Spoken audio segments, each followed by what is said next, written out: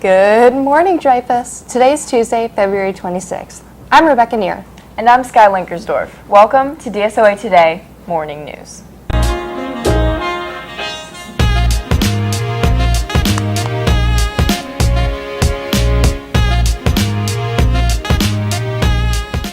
Please stand for the pledge. I pledge allegiance to the flag of the United States of America and to the republic for which it stands, one nation, under God, indivisible, with liberty and justice for all. You may be seated. Attention students, City Place lunch is canceled for today. Again, there will be no City Place lunch today. Philanthropy Tank fuels and inspires the next generation of change leaders, and our youth, as we like to call them, change makers. Students identify social issues that confront our community.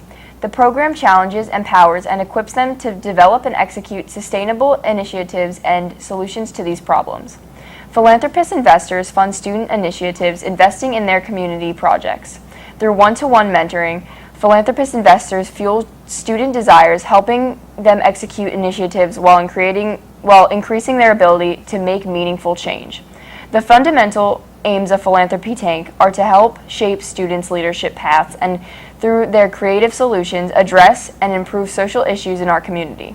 On Sunday, March 10th, students are invited to witness the live finals event at Kravis Center, Cohen Pavilion from 3 to 5 p.m. Let's take a look at what Philanthropy Tank is all about.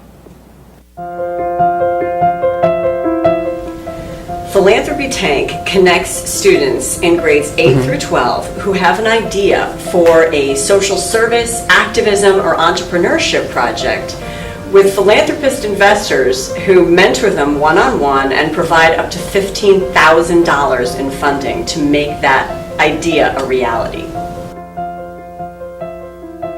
On the basis of their application, so we look for creativity and the effectiveness of their idea, so the impact and also sustainability.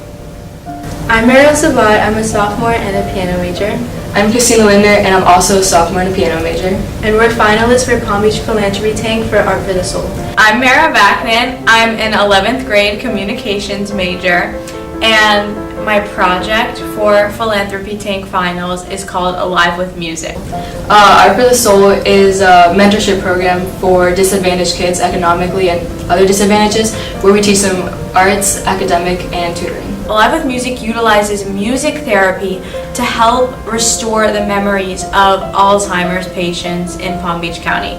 We saw the need in local communities, like Lake Worth specifically, and how much poverty there was, and how these kids weren't educated on the importance of art in their life.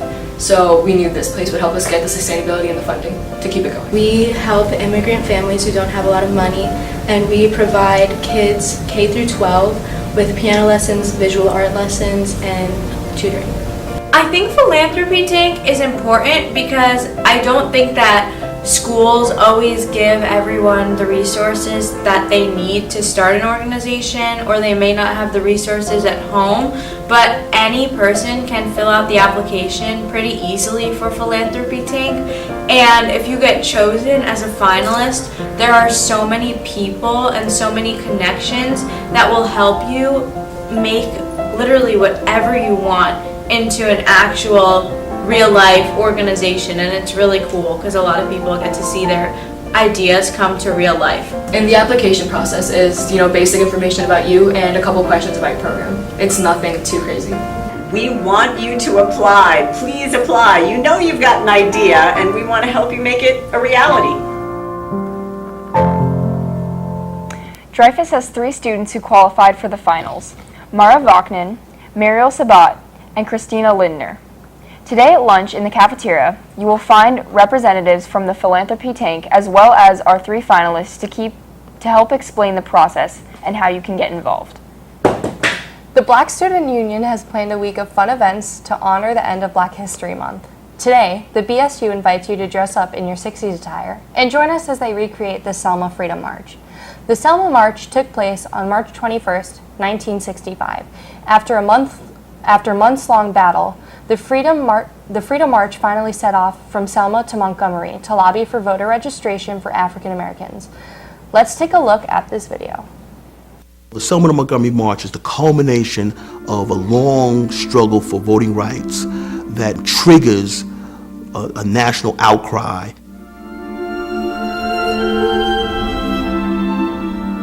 Bloody Sunday is beamed across the nation and across the world as the forces in Alabama try to turn back the idea that black people wanted to participate in the political process.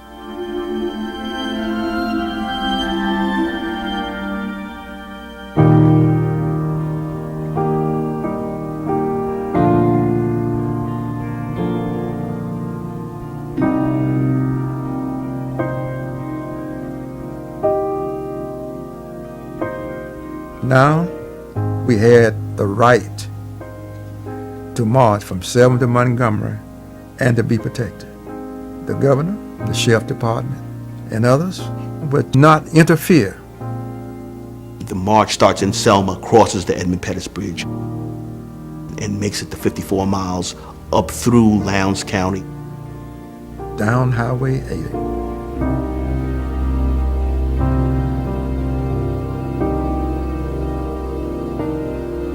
All the way to Montgomery. And off time we would stop to rest. Some brought food. It meant that some people were so determined to assist us. I was 11 years old in the 6th grade, and my 6th grade class, we cleaned up at the campsite. My class was part of the cleanup crew. They camped out overnight for 4 different nights. They had a crew that would dismantle the tents, pack them up and move them up to the next campsite. They had a crew that did the same thing with the kitchen, the food, utensils and all that.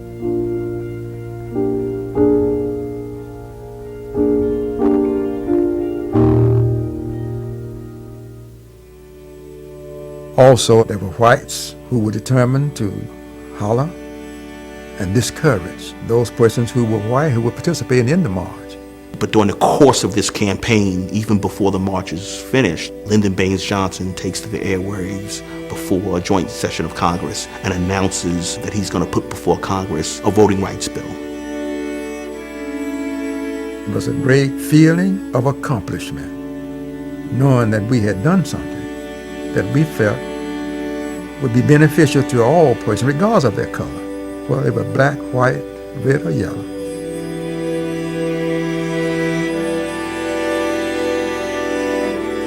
You felt that something great was being accomplished. You just felt that there was an enormous happiness and an enormous joy that you had finally arrived, that even though all those things had gone against you, you was finally there. Moving down Dexter Avenue in Montgomery, to the very right marched Jose Williams, holding his daughter. I marched next to him. Mrs. King marched next to me. Dr. King marched next to his wife. Dr. Ralph Bunch, the first African-American Nobel Peace Prize winner, marched next to him. And to his right marched Mrs. Abernathy. To her right marched her husband, Ralph Abernathy. And to his right marched John Lewis, who today is United States coming from Georgia. And to his right marched A. Philip Randolph. On the way to the Capitol to hear Dr. King make that speech that day. It culminates with Martin Luther King's iconic speech at the steps of the state capitol, where he asks, "How long, not long?" I sat on that platform, looked out over that sea of humanity. I don't know how many thousand people were there, but I had a feeling of great triumph and victory. For now, all persons, regardless of their color, would have a right to participate in the political process that governed their lives.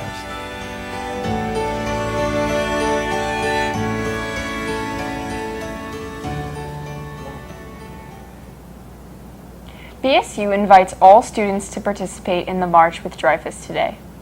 BSU is also hosting an art show opening today after school. Thanks for watching, Dreyfus. I'm Rebecca Neer. And I'm Skye Lenkersdorf. Be sure to tune in tomorrow. Have a great day.